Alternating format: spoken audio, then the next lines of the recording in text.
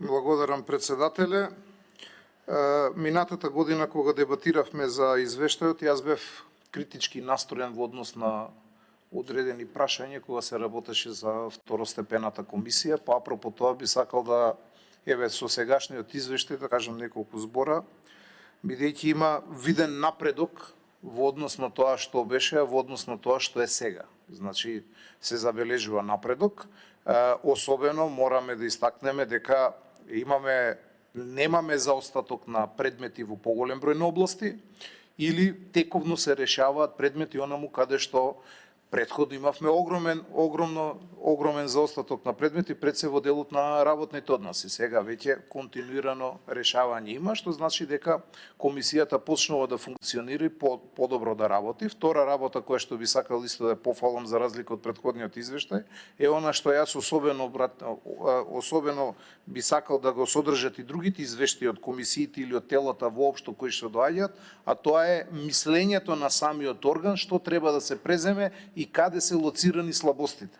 Ретко кој извештај го содржи тоа, за разлика од извештајот кој што вие како комисија го имате поднесено, каде што за секоја област имате констатирано каде се слабостите, а имате и посебен дел во кој што давате, односно упатувате што според вас треба да се преземе.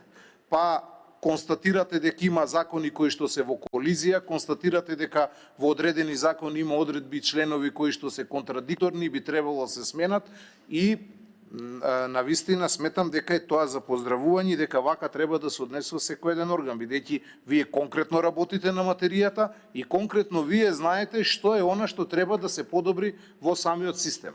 Тука има навистина сметам дека треба како собрание да ви се даде поддршка за сите оние работи кои што ги барате. Дополнително го поддржувам и вашиот став и очигледно е од самиот извештај дека ви се зголемени енормно надлежностите кои што ги имате и ние применување на законите овде гледаме дека на повеќе места ставаме вашата комисија како второстепен орган.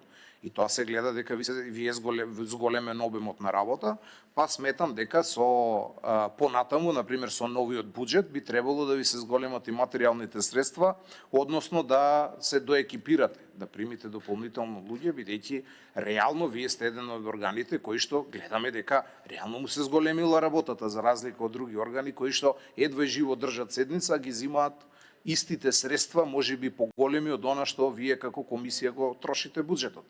Такви органи има повеќе, јас јавно зборувам за тие органи. Она што би сакал дополнително да го истакнам и би требало да се размислува, а очекувам можеби во некој нареден извештај ваше мислење, а тоа е во делот, повторно да кажеме за работните односи конкретно, а тоа е дека вие ги опфаќате само, односно комисијата решава за работните односи каде што се работи за директна повреда на работниот однос, не од финансиска гледна точка.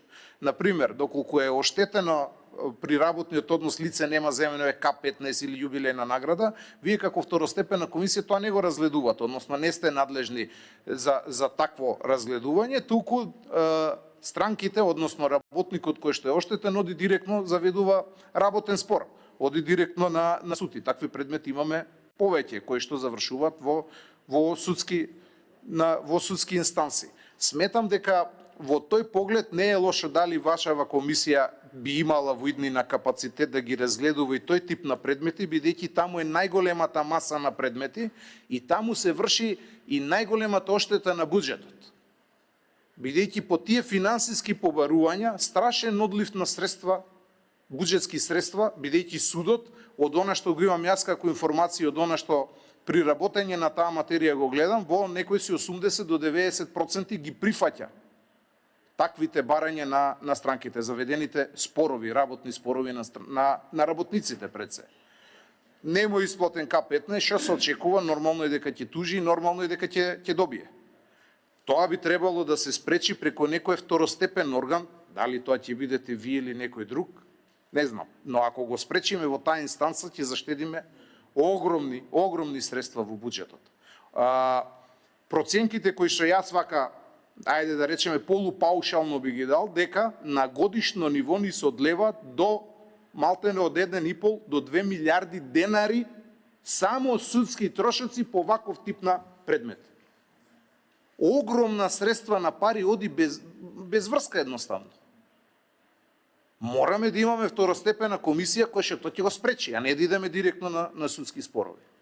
Особено бидејќи судовите во делот на работните спорови се затрпани со работа и вие наместо да се реши нешто за 6 месеци како што е законот, имате предмети кои што се влечат по 3, 4, 5 години.